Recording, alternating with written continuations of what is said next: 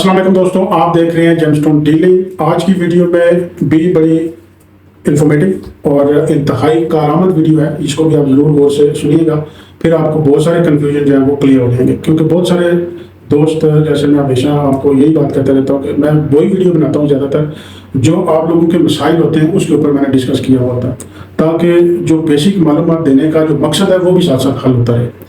पता तो सारी बात आप खरीदते हैं, कहीं से भी खरीद सकते हैं, लेकिन जो चीज़ें आपकी अवेयरनेस के लिए चाहिए, जो आपके लिए ज़रूरी है, वो आपको पता हो कि ये बेसिकली मार्केट में होता क्या है और कैसी कैसी चीज़ें प्रोड्यूस की जा चुकी हैं और कैसी हमें चाहिए कैसी नहीं चाहिए, वो सारी चीज़ें आपको पता होनी चाहिए।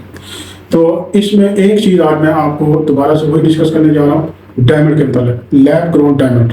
एक होता है नेचुरल, वो आपको पता है बहुत नायाब होता है और बहुत कीमती होता है। जितनी आप उसकी तारीफ करें, जितनी कीमत बता दें, वो यानी नायाब चीज़ होती वही है जो जिसकी कोई कीमत नहीं होती है, जो आमतौर पर मिलती भी नहीं है। तो जो डायमंड है, जो नेचुरल है, वो तो बिल्कुल डिफरेंट चीज़ होता है। जो लैब ग्रोन होता है वो आपको पता है कि बहुत ज़्यादा आप जितना भी चाहें बना सकते हैं।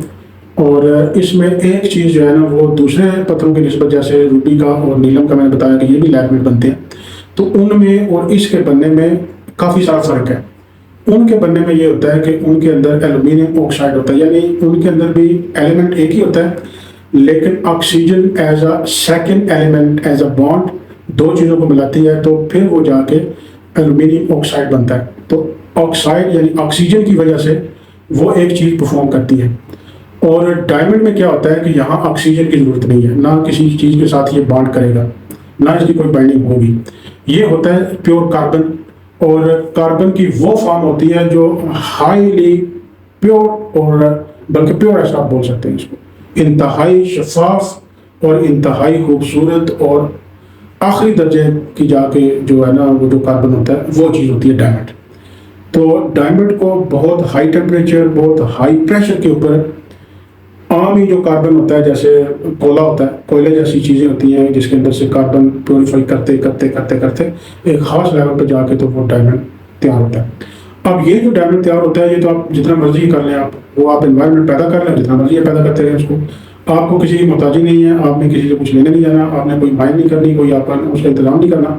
एक जगह पर फोकस है, वो आप काम करते जा रहे हैं और प्रोड्यूस करते जा रहे हैं। अब इसमें सिर्फ फ़र्क प्राइस का बहुत ज़्यादा डिफरेंस आ जाता है। रियल का जो दूसरे लैब ग्रोन मटेरियल होते हैं उनकी प्राइस में और डायमंड जो लैब मेड है इसकी प्राइस में बहुत ज़्यादा फ़र्क है। फ़र्क इस वजह से है कि दूसरे पत्थर जितने भी बनते हैं उनको ऑक्सीजन बॉन्ड की ज़रूरत होती है और वो हो नहीं सकता, और वो चीज़ उस तरह से बनती नहीं है, उनको हम ऑक्साइड मिनरल नहीं बोल सकते।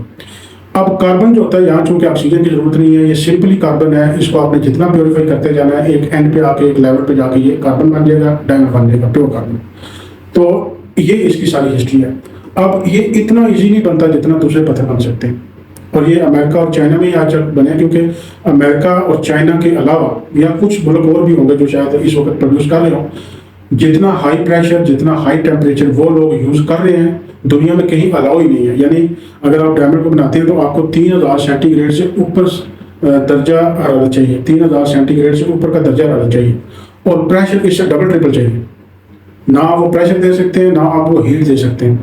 3000 सेंटीग्रेड तो ऐसे ही है जैसे आप आंख से देखें तो बंदे की आंख से आया होगी, ये चीज़ होती है।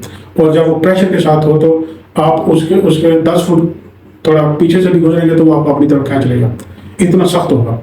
तो वो चीज़ तो इंडस्ट्री में बहुत सारे मुल्कों में अलाउ नहीं है, इसलिए इसको बनाना इतना ईजी नहीं है, और इसकी भी कीमत अच्छी खासी होती है। मिसाल के तौर पे अगर 1 कैरेट डायमंड बनेगा 1000 डॉलर का, अगर फर्स्ट कर लेते हैं हम, 3 लाख रुपये इस वक्त बनते हैं पाकिस्तानी, 3 लाख रुपये का 1 कैरेट जो लैब ग्रोन डायमंड है उसकी कीमत है। और उसी की जगह पे अगर रियल डायमंड होगा जिसकी वही डेंसिटी, वही हार्डनेस, वही कलर, वही ब्रिलियंस, वही खूबसूरती, वही ऑथेंटिसिटी, हर चीज़ वही है, सिर्फ लैब ग्रोन है, जो वहाँ पे हज़ारों अरबों सालों में बना था, तो यहाँ पे वो बन गया 24 घंटे में या कुछ स्पेसिफिक टाइम जो भी इसको दिया जाता है। तो अब यहाँ पे आप एनालिसिस कर लें सारी बात का कि कितना डिफरेंस होता है। अगर असली होगा तो वो कम से कम भी 3 से 4000 डॉलर पर कैरेट होगा। 1 कैरेट का दाने की बात कर रहा हूँ, 1 कैरेट, और वजन भी 1 कैरेट है, साइज भी 1 कैरेट का ही होगा, तो ये उसकी वैल्यू है, यानी 1000 डॉलर का और 3 से 4000 डॉलर का। तो ये सारी होल स्टोरी है समझने वाली। और अगर किसी के पास लैब ग्रोन इसलिए नहीं खरीदना चाहिए, मेरा ये अपना ओपिनियन है कि लैब ग्रोन जो है वो वक्त के साथ साथ जो भी टेक्नोलॉजी आगे बढ़ेगी आगे आगे 5 साल की हम सोच लेते हैं या 10 साल की सोच लेते हैं, जो आगे टेक्नोलॉजी बढ़ेगी ऐसी चीज़ें भी ज़रूर मार्केट में आएंगी जो बड़ी आसानी से प्रोड्यूस कर देंगी डायमंड को। और आपने अगर $1000 का लिया होगा तो उस वक्त हो सकता है ये $100 का भी नाम का बिके, तो इसकी value time to time decrease होगी और ये जीरो होता चला जाएगा। लेकिन अगर आपके पास रियल डायमंड होगा तो वो जो हम दुनिया आगे की तरफ जाएगी उसकी कमी आती जाएगी।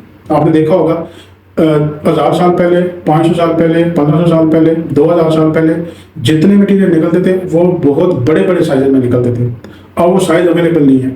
अब वो साइज अगर आ जाते हैं तो मार्केट के अंदर एक हलचल मच जाती है। इतना बड़ा साइज आ गया मार्केट में, इतना बड़ा दाना निकला, इतना बड़ा पीस निकला, तो ये बहुत बड़ी बात की जाती है। तो टाइम टू टाइम इन चीज़ों की जो है वो शॉर्टेज होगी मार्केट के अंदर, और जिस चीज़ की शॉर्टेज होगी, आपने $1000 का लिया है तो आपको $2000 मिलने के चांसेस है वक्त के साथ साथ। लेकिन लैब ग्रोन की वैल्यू कम होगी, रियल की वैल्यू जो है वो अप होगी। तो इसलिए आपको हमेशा चाहे 1 सेंट का ही आप खरीदें, असली डायमंड खरीदें, तो वो आपकी वैल्यू है, वो आपकी वर्थ है, वो आपका प्राउड है। तो इसके साथ मुझे इजाज़त दीजिए। अल्लाह हाफिज़।